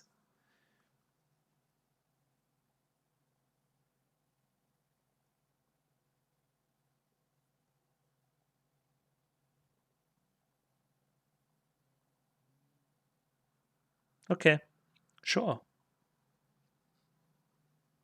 Okay, we're doing the karaoke thing. Are we actually going to sing? That would be cute. I would like that. Oh, the vocal effect's good too.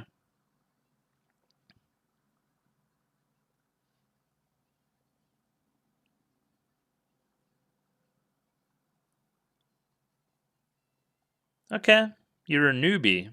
You're naive. I've always said you don't need to sing to be a good idol.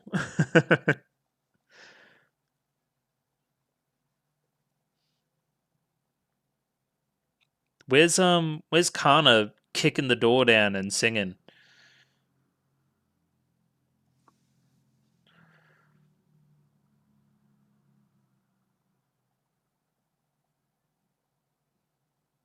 Nah, these look like other songs from different times in her life.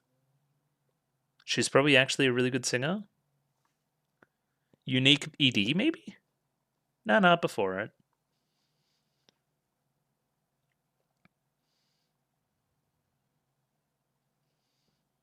Sure. She does. She looks a little bit younger there too, but obviously not a child.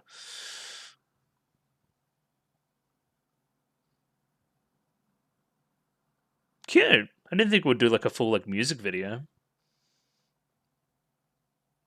And then, yeah, of course, I'll do my lyric stuff post. I'll just kind of focus visually now. She sounds good though.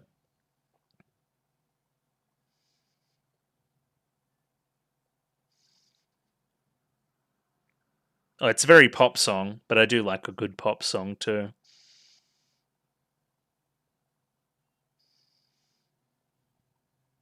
Yeah, I see no reason why you can't be the center. Thinking back to the opening, she actually is standing in the center, no? I think she might be. I mean, based on the structure of the story, you'd be the center. I think the animation on her, like, voice is really good too. On her mouth, I mean. Yeah, this is a cute little song. I like it. I like it a lot. Okay, thanks. That'll do.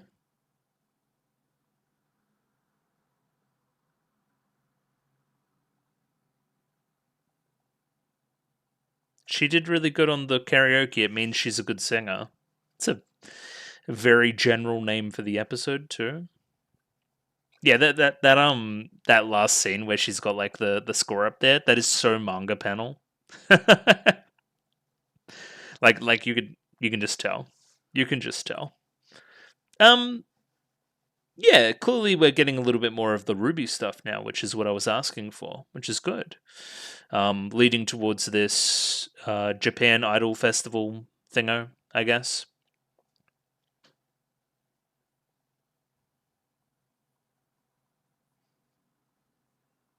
But yeah, broadly very enjoyable again. A lot more of the character coming through this episode. A little bit funny, I thought. Turns out when you take the subject matter away from like suicide attempt, becomes a little bit more cheerful. Not saying that that stuff wasn't good, obviously, but yeah, just yeah, different tonally. Probably a little bit more breezy, which I like. Yeah, we're really building a lot of Kana story for the conclusion to this season, I feel. So that'll be the main thing to watch for, I would think. She's come a long way from episode 1, no? Where she's just kind of like an annoying side character. Interesting. I like that. I like that a lot. And yeah, I'll be back tomorrow for a little bit of analysis on episode 9. Episode 9, and then 10, 11 next week. That's kind of crazy. But yeah, this was good. I'll see you tomorrow. But for you, it'll be like 2 seconds. And we are back bright and early the next morning. A little bit darker in the room and all that, but hopefully it's not too jarring. Hang on, I need to make this not the red color, probably the black color, if we're honest. There we go. Okay, cool. So we're starting with our recap of episode 9, which, again, I feel both of these episodes are broadly pretty set-up-y. There's some good reveals in there, but mostly I'm just like waiting for them all to pop off and in a little bit more of a concrete way. I guess the biggest plot development thing we had recently was probably the drama with the reality show. I do like, yeah, the one big further plot reveal thing I think is the information about Ai from Kaburagi that I thought was interesting. As well as, I guess, some broad reveals around Kana that she's potentially, well, sandbagging's the wrong word, but doesn't have the confidence considering that potentially this previous music career didn't go the direction she thought it would. So, I don't know, there's some misgivings there, even though she's clearly the best singer. Either way, I should jump into the recap because I don't have much time this morning. This was a silly idea. Episode 9 starts with Aqua and Mem meeting with Miyako at Strawberry Productions about potentially joining that new idol group. Everything's going great, except for one big discrepancy, that being Mem's age. So this was a shock to me. I would never have guessed this in a million years, mostly because anime characters don't really show age basically ever. Now that they've said it, I can kind of see it, I guess. I don't know, she's just kind of like small. Everybody in this show is kind of short, so they all look like kids to me. Either way, Mem's actually in her mid-20s, so she's like my age. Despite playing a high schooler, both online and on the reality show. Like, it's a huge part of her image that she is high school age. Can she really pull off being an idol long term at this age? History and real life would say no. This is a very rare occurrence that happens. It's one of the biggest excluding aspects of being in that side of the industry, and it sucks. And it's interesting that the show's tackling that, knowing how critical it is of this overall industry as a whole, whilst also having that little hopeful tinge to it, I guess. Either way, Mem tells her backstory, and this is another thing that I thought was a little bit subversive. The backstory, it isn't tragic. I thought that they were going to go into a little bit more of a tragic. It was just real. So Mum got kind of sick. I had to pick up some real jobs in the meantime, and before I knew it, I was old, or too old to keep pursuing this idol stuff, and then potentially found some weird solace through YouTube. I've seen that story a million times. But yeah, it's exceedingly normal, and for that, I think it's not normal when it comes to tropey anime storytelling, let's say.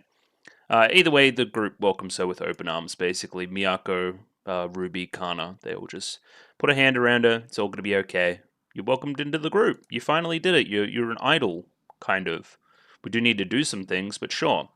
Oh, one thing I forgot to write down is there's also the broad setup for probably the end of the season or climactic stuff, which is JIF, Japan Idol Festival, I think, which through Mem's connections and Kaburagi and Aqua, we're pursuing that at some point. So yeah, that is definitely a climax thing that I would put at the end of the season. The rest of the episode is broadly about Kana.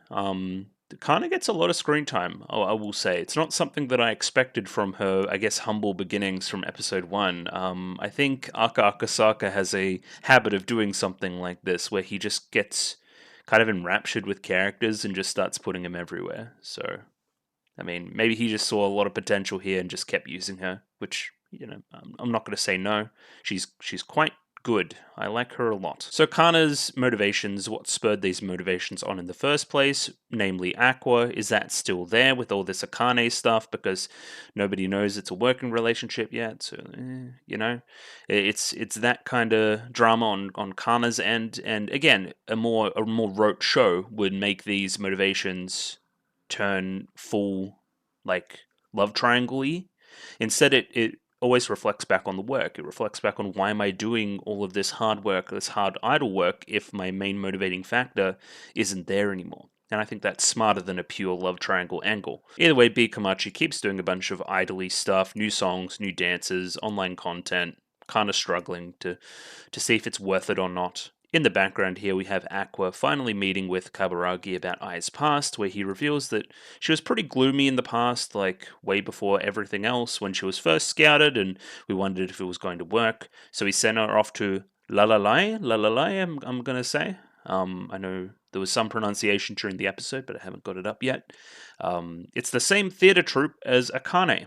I think this is one of the better writing decisions of the episode, linking in the Akane stuff with the eye search even more, meaning that, hey, like, Aqua, you're going to need to keep Akane around to find out more information about this. It's essentially like coalescing both of the Kaburagi and the Akane routes, right, to find information. They're the same route now. So focus on Akane. Akane is going to be important. Finding out more about this theater troupe is going to be important. I guess I should say, because like after she came back from the theater troupe, Kaburagi noticed that she seems like she was in love. So that's good enough motivation for me, I guess. The episode itself closes with Kana. Pretty sad initially, if I can stop editing my document weirdly. Lacking motivation, as the other two discuss, who would be a good center for this upcoming JIF idol thing, show, something. However, it is revealed by the end of the episode that Kana had a musical career in the past that she neglected to tell anybody about. More than her child stuff, there was something, I would imagine, in her teenage years, early teenage years, where she was pursuing music. So, I mean, she sounded pretty good in the song, so I don't know. I haven't heard the other two sing yet, but I would imagine she's pretty good.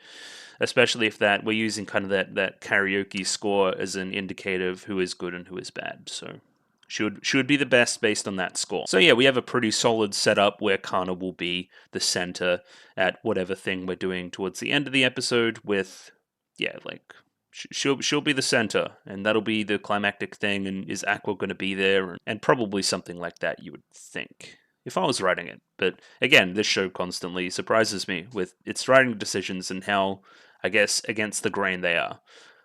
In a good way. I think it succeeds at stuff like that. I think it succeeds at being a little bit different, which is good. So I like different stuff. I guess I'll start on this shot, which is in the opening. If we take 3, this being 1, this being 2, this being 3, this is the center. So that's a pretty good indicator that she's going to be the center. I'll give you that one right now. Also, why are you wearing shorts? I mean, sure, but everyone else is wearing a skirt. Oh no, I guess they have different. Actually, they all have different stuff going on. I thought like these two were straight up in the same like uniform, and you just missed the memo, which is memo. Get it? Okay, we'll stop with that. So one of the first connections I made here as well is that Miyako manages influencers, so she would have some indication of who Mem is. I think she has like 370,000 subscribers or something, so she's relatively popular. Oh, as well as a bunch of followers on TikTok as well. Oh yeah, she was filming a TikTok earlier in the season as well. Why even bring up this agency called Farm if they're not going to be important as well? So I do work with an agency called Farm, but I'm not signed to them. I'm technically independent contractor doing work for this company. I'm not signed to them, I'm not an employee, so I can sign with Strawberry Productions.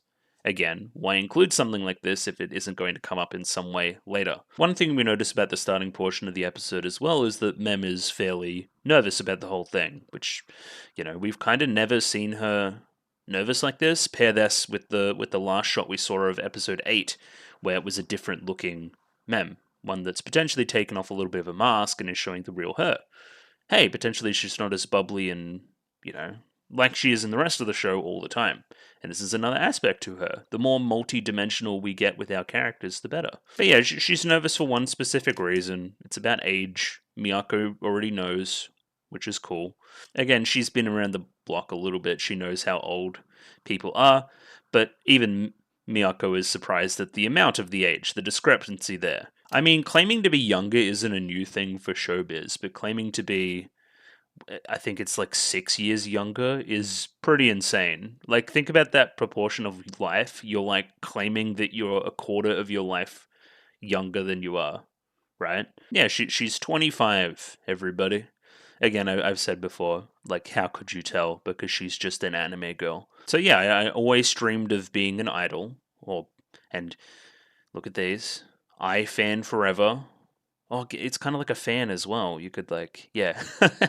Okay, that's a bit stupid, but sure. You're fascinated with I, which I think we've brought up in the past because you were very quick to say I when Aqua started describing the girl of his dreams. You're like, oh yeah, that's I. So you're in on this, right? That's also why you're interested in B Komachi, right? So again, maybe that'll come up later as well. So the one deviation here in this fairly generic backstory is that the mom doesn't die. So let me break it down. Always wanted to be an idol. Wanted to enter workforce because I, didn't want to follow my dreams. Wanted to do something a little bit more realistic.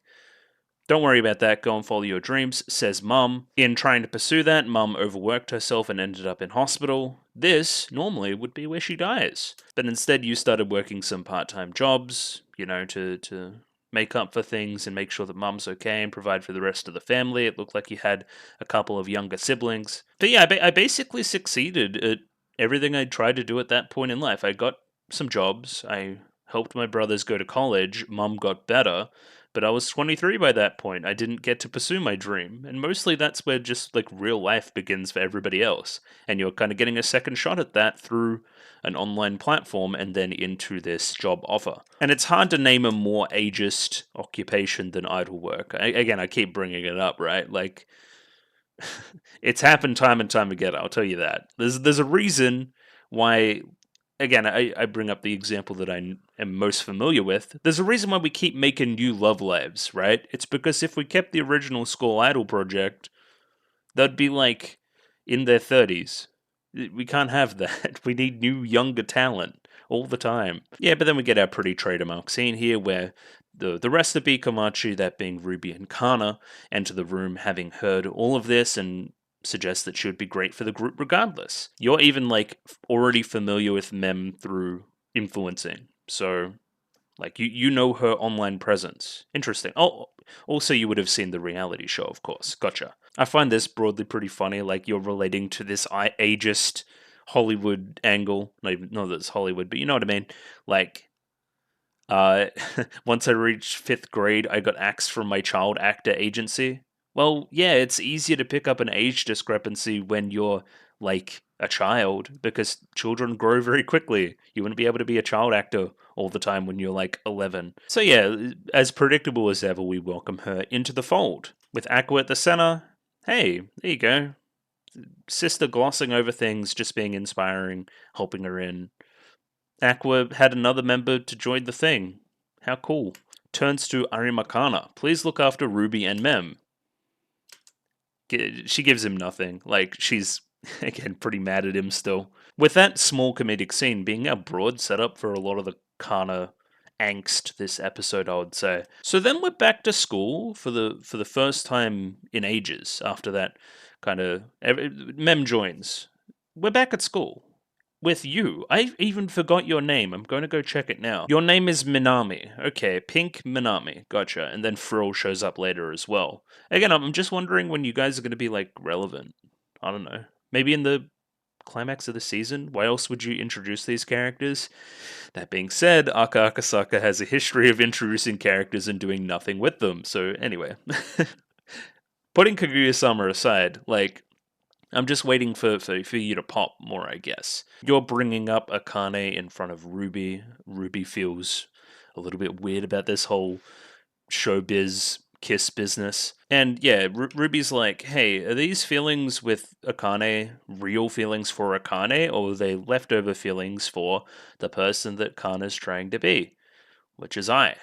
You know, and of course Ruby sees this because again they've grown up with I. They probably know I'm more closely than anybody, right?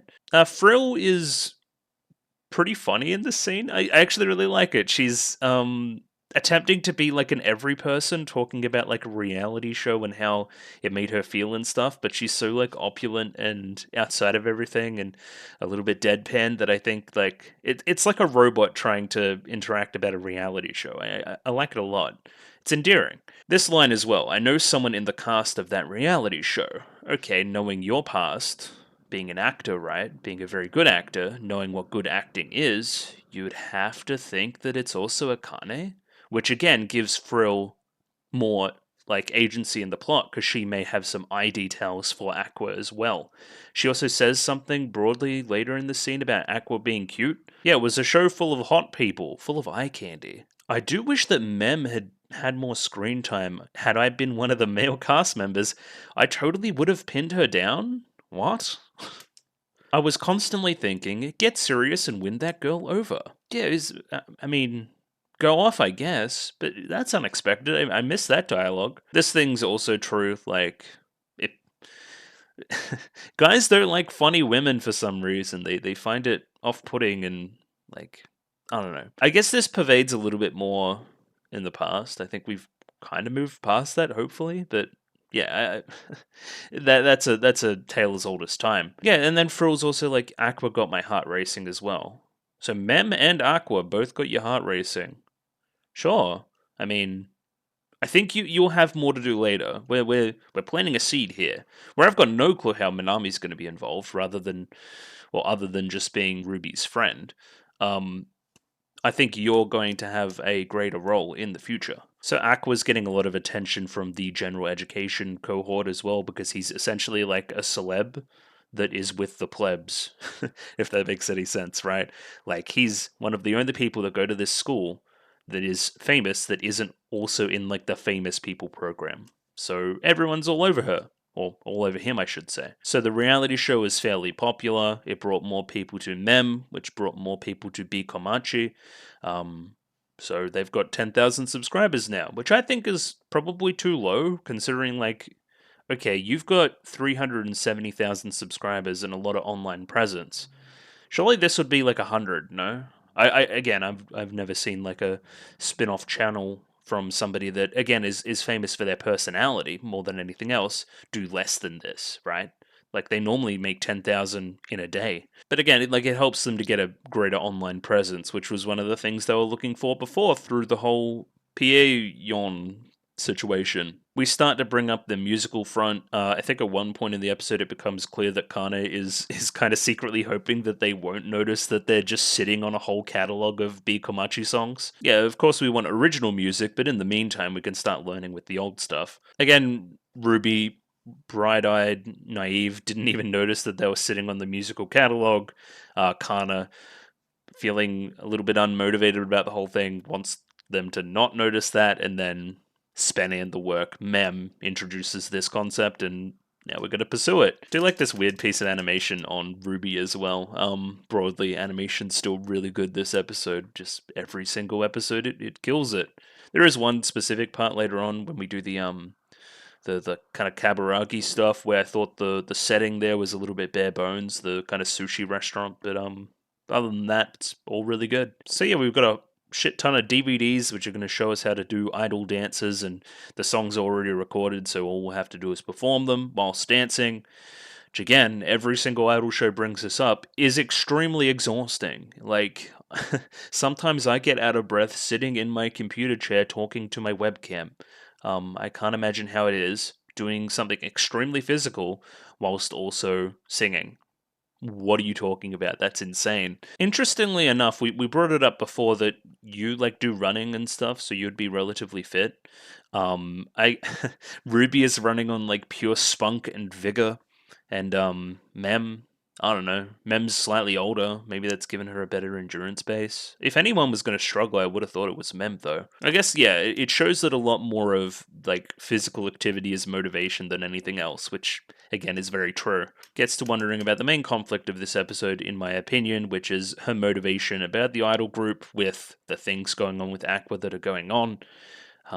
Aqua shows up here, gives her some water. However, she remembers the whole Akane situation, pushes him away. I think Aqua's a bit of a fuckboy here. He's like, kind of pushes him away, and then he's like, "Oh, sad me. Even I can be hurt eventually through your words." Like, I don't know. You're technically kind of, I don't know. I guess he doesn't know about the feelings that she has for him, but he kind of does as well, because he's kind of manipulating her into being an idol in the first place. Not manipulating is a strong word. You know what I mean, though, right? Like, I think that this is coming across weird for us, knowing all that we know about Kana, but may make more sense if we had less information. Either way, shouts out to Aqua. He has already left, leaving that drink. What am I even doing? Does her shirt say baking soda? That's very cute too. I like that. Yeah, so this is the scene with Kaburagi I was talking about. It just kind of feels like we're in like a concrete bunker. Which I don't know, I guess we're focusing more on the story developments than the eye candy of the scene, but I don't know. You could spice it up a little bit, I think. He's technically not lying here when he says he's like a super fan of Ai, and that's why he wants the information. Again, is he a fan of her as an idol? Loves her like a mother, or something else? That's the conflict there. Kaburagi brings up the idea of once you get to know your idols, that kind of ruins them, which again is very true. Basically, like they're very normal, right? That's the base level, but there's also the very scary angle that they turn out to be like a piece of shit and ruin your life forever. I don't know. Do you actually know I like you think you know I? Even with all you know, you potentially don't know all you know, right? I think that's what we're getting at with this dialogue. So when Kaburagi first met Ai, she was a country bumpkin fresh out of the sticks. Um, Fairly gloomy, eyes down, averting one's eyes, one may say. Doesn't have any of the frilly stuff going on, any of the idle flourish, I guess. Where this is kind of what we saw her when she was originally being scouted as well. I think she was wearing a very similar outfit. But yeah, she lacked professionalism, even though she was broadly pretty, you would think. So, considering what might help her and make you more money in the process, I introduced her to a workshop hosted by a certain theatre company. It's a place I was a member of myself back in college. Interesting. It's La La Lai, the same theatre company that Akane belongs to. Of course, you would know Akane through the reality show as well. So even though it wasn't as prestigious back in the day, it was still a great place because like Kaburagi had that connection, put her in there, then something changed. And that's our greatest indicator of where to go for further eye information. So again, we're tying Aqua pursuing acting stuff with the Akane storyline, with the I pursuing storyline. It's very clear now that him becoming a better actor is a better route to get more information quicker than whatever behind the scenes work he was doing before. So, yes, he is going to continue pursuing acting, basically in service of finding more information out here, which may have been like kind of I's wish in the first place. Kinda. So apparently, then I had the face of a grown woman, which I think is implying that she had sex and potentially conceived child, which would have been Aqua and Ruby. So, I mean, I think that's what this line's implying anyway. If you're interested, later I'll introduce you to the leader of Lalalai, and then that'll get him further into the Akane state. Yeah, I see where this story direction is going pretty concretely. I wonder if we're going to bring in Frill into this. I wonder how Kana's going to react to this information. This is where the drama is coming from. Are we potentially going to create a conflict here where Aqua has some kind of lullaby thing going on with Akane the same day that Kana has her idol performance or something? I don't know. That could be something for a climax, right? Bringing all the storylines of the show together in a nice way. That's what I would do at least. Kaburagi's going to continue to be nice to Aqua because he's a good actor and he has potential. I want to keep you on side. I want you to make me a lot more money. So I'm going to, keep telling you information, keep stringing you along, which again makes sense for all parties. Again, all the kind of ideals are aligning here. You want to make more money. You want to get more famous to get more information about let's continue this partnership.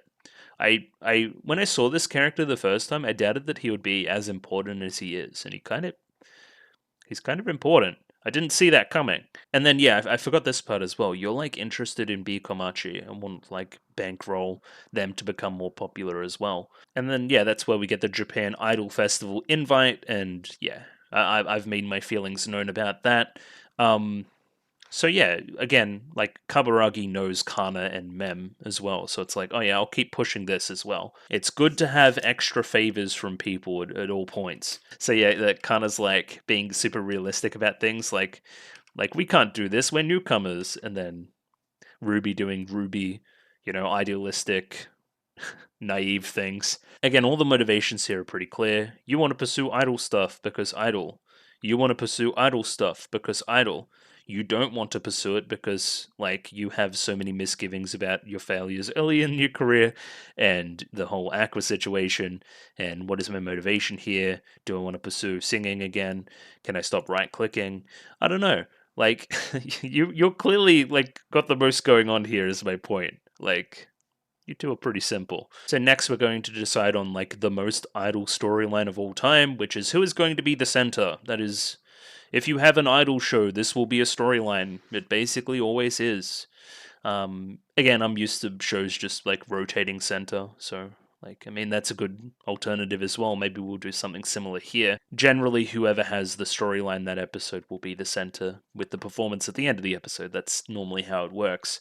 So again, you're broadly unenthused about the whole thing, where the other two immediately start fighting over who's going to be center, whilst, I would be a good center. No, I would be a good... Like, they're trying to be subtle about it. I think our most definite connection here will also be that I was the center of the old Bikomachi, so, like... Is that going to have some impact on you, Kana? I don't know, probably. So they're fighting over the position. Mem brings up that she has the best resume. I guess if we're bringing up resume and history and stuff, then Kana should do it. She has like a musical experience in the past. That being, she topping the Oricon charts with bell pepper exercises. Here she is, doing bell pepper exercises. Even the animation here is, like, excellent. Like, for what is my point? Like, for what? Like, those little animation flourishes do so much for a show. Like, I was watching some of the new Jujutsu Kaisen season recently, which just had insane animation on stuff for no reason, in a way that was both impressive and frustrating at the same time. Like, you really spent all that budget on this? But it's also like, You spent all your budget on that. That's impressive, Like, it's hard to hit that balance sometimes. Yeah, even, this is all like Sun Sun stuff. Oh, I'm a lousy singer, I can't do it, blah, blah, blah, blah. Neglecting to tell them about your musical career that would have only been a few years ago. This is where we suggest the karaoke battle to figure out who is the center. Kana passes on such a battle between the two, leaving, Mem and Ruby to figure it out. Again, you're just, again, broadly worried that the group won't turn out as a success if you're at the center. You've been burned before, many, many times through many aspects of your career. You don't want to be burnt again. Makes sense. Oh, there's even this line here, like, where is it?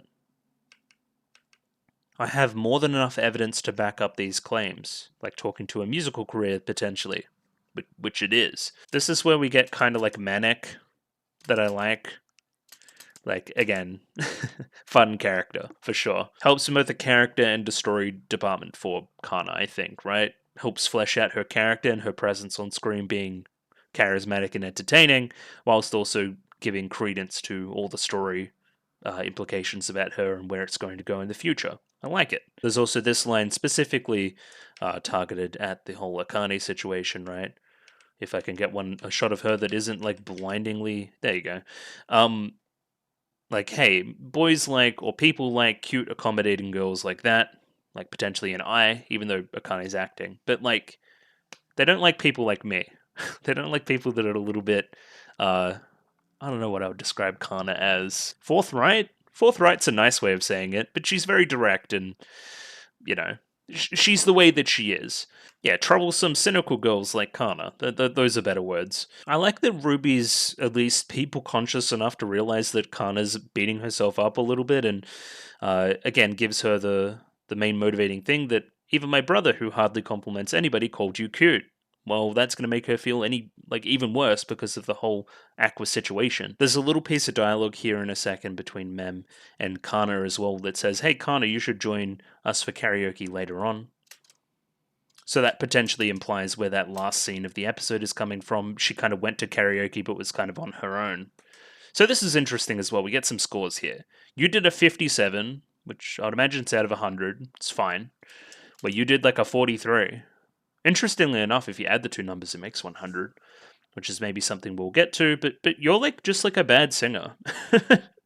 I mean, you're less than average, no? For karaoke? That's like pretty bad. Again, I'll continuously bring it up. You do not need to be a good singer to be an idol, where you'll probably make it up for with like Ruby with the dancing and the charisma, and all that kind of thing.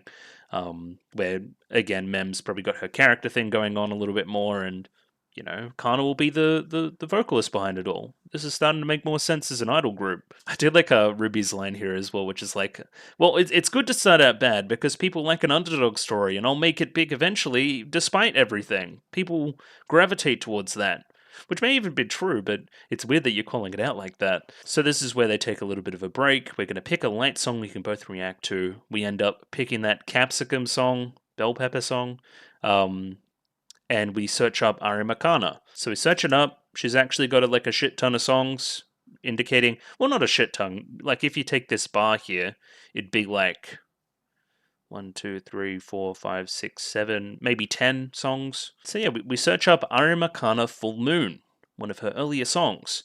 The music video, before I look at the lyrics, it's broadly pretty cute. I really like the animation where it's kind of like the head-on shots where she's like singing to the camera. I think the animation's really good here. It's something you don't normally see, which is anime characters like genuinely following lip flaps in a pretty cool way. And now I'll read the lyrics, which I do with a lot of my musical shows, which is the first time I'm doing it with Oshi no Ko, really. I want to be the shimmer that shines upon you from above in the night and gently steals your heart away. This is about the most Japanese, like, teen pop, star vehicle-y sounding song ever, by the way.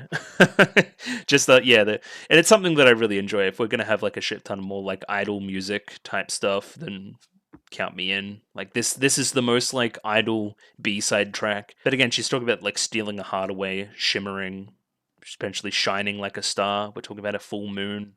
Something in that with the whole aqua situation, you would think. If I lifted my arms above and apart and sang a song and really gave it all my heart, I'm sure that I would shine right through, brighter than all the rest for you. I like the rhyming as well. You know your story's what you make of it until the curtain falls. The tears I shed scatter around me and start to form a starry sky full of beauty. Tonight's a full moon for people all across the world, which is impossible for the record, but anyway. Again, there's a kind of pretty obvious celestial body theme between the star and the moon, and the we've seen like inside your eyes, and there's been like a whole galaxy and stuff. So there's something going on there, right? Thematically, like between a lot of scenes that I really enjoy, and they're all looking upward for a view of the stage right above. I don't know, potentially you're going to sing this song again? It would make sense for you to sing it on a stage in front of everybody. Of all the lights above you, I know the one to catch your eye this evening will be the moon's enduring glow. Again, Aqua in a sky full of stars. You've got all these beautiful people around you. Think about the star motif as it relates to Ai, as it relates to Akane's acting. What about me? I'm the moon, you know? I want to be the shimmer that shines upon you from above in the night and gently steals your heart away. So yeah, these lyrics are clearly indicative, right? Oh, thinking about, do I see like a shot very similar to this in the opening? I feel like I do. Somebody like standing in a dress like this, reaching up. Yeah, like this. That's broadly pretty similar, but you're reaching up to a star. Okay, weird. Yeah, she really is a handful. She's actually like good at singing, where we're like bad at singing. She scores a 97, where we score like 57 and 43. I don't know. She seems like the prime candidate to be the center. Yeah, with the episode being called B Komachi, and leading on to more wondrous things in the next two episodes.